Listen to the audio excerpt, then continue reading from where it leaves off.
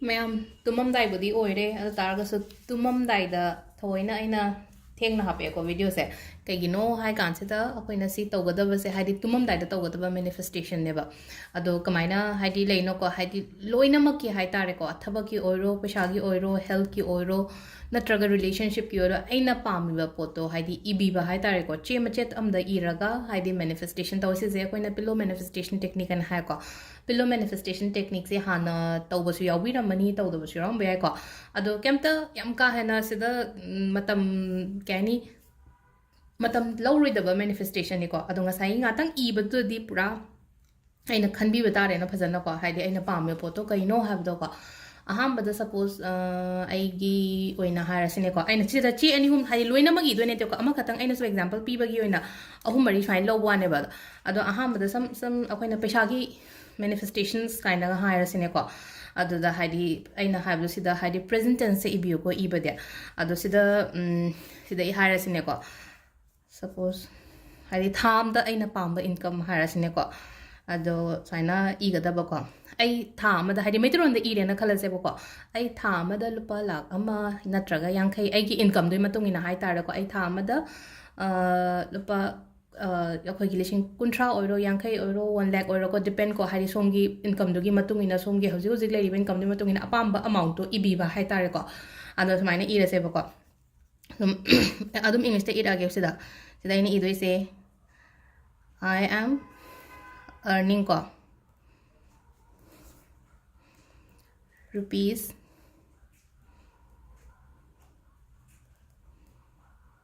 2 lakhs hana arsine ko I am earning rupees 2 lakhs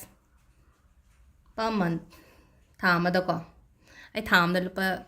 2 lakhs tale. Hai tare ko. I gi thamada lup thakat hana. Icham cham na dum English ta dum iro yam ka hana maitron da ibada di hadi le I thamada 2 lakhs I gi income oire ko le hana dumai ibu de ta da I smine English dum I am earning rupees 2 lakhs per month ko. Aduga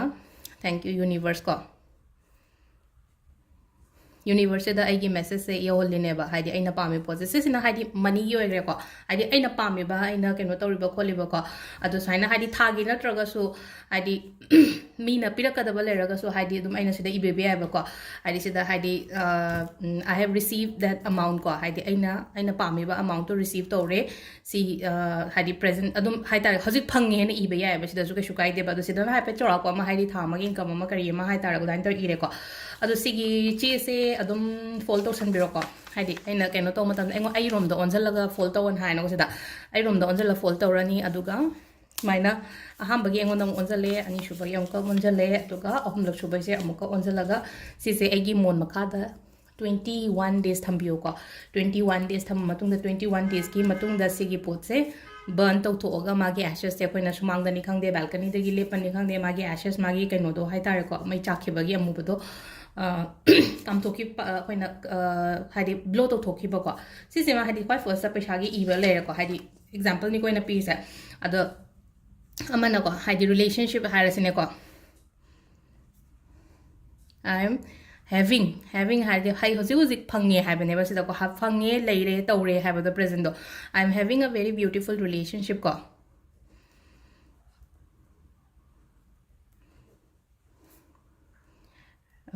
relationship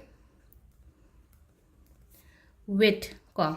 with aduga somgi person gi maming do ibira shwe ko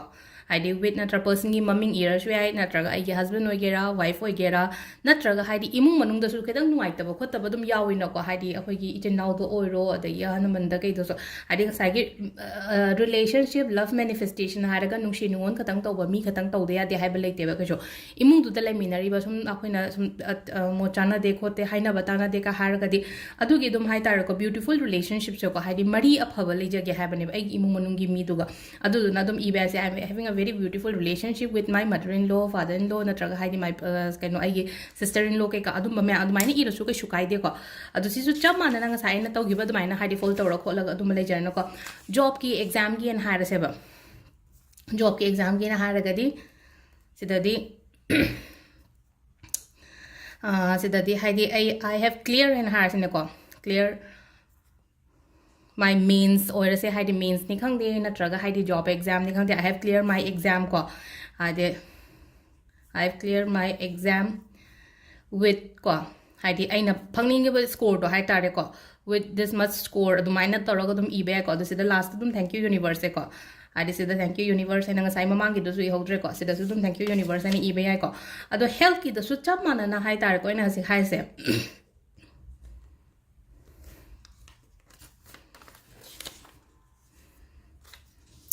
sida so health ki dala ga so haidi ai hanaga haragadi na bayam phare na traga I'm very healthy and dain tor years yaiba my health is hai tar ko ai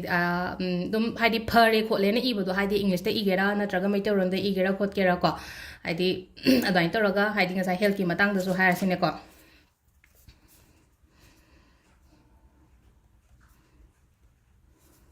I am fit and healthy and har shi ai ba sida I am fit and healthy ado sida sudum thank you universe and haraga si sudum ko thank you universe and haraga si se amamam loina mang mix tawdraga so ko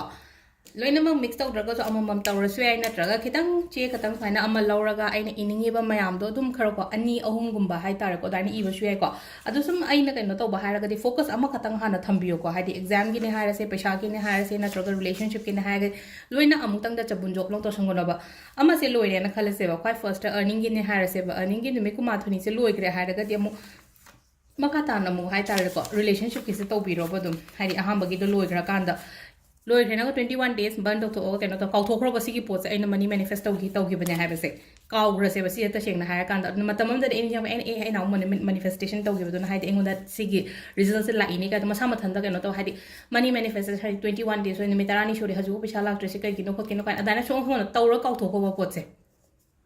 desperate oiraga di ko khatang tappi ko lapa du na hadi tawro kaw thoken sai relationship ki ha relationship jo amukul ma thoi ni ko ma thoi shura kan amuka just kaw thokora du ga hadi mathang sum aina pame poto adum continue to bi be ai ba hadi ama khatang tawraga lepa khopa ka sho kaino to balai te ba ko ado sida lere ngasi gi pillow manifestation ma'am tumam dai da to bi ngasi tumam dai tawro adu ai gi near and dear one hai tar ko ai gi nakna ba mi gumba kai gumba da so moi dum share to bi so gumba se ko adi aphawa ma sum I bane ba sida ai intention aina pam poto che ma dai thoga ai mon makha da sum thamba ne da ham kha thamma tam dang sai gi adu gi energy tu go loina na su tum menang ka adi poto phange oire hai ba gi keno da do oi bi so oison ko ma'am thuna sigi technique se use tawraga ko adu se lere ngasi video se thank you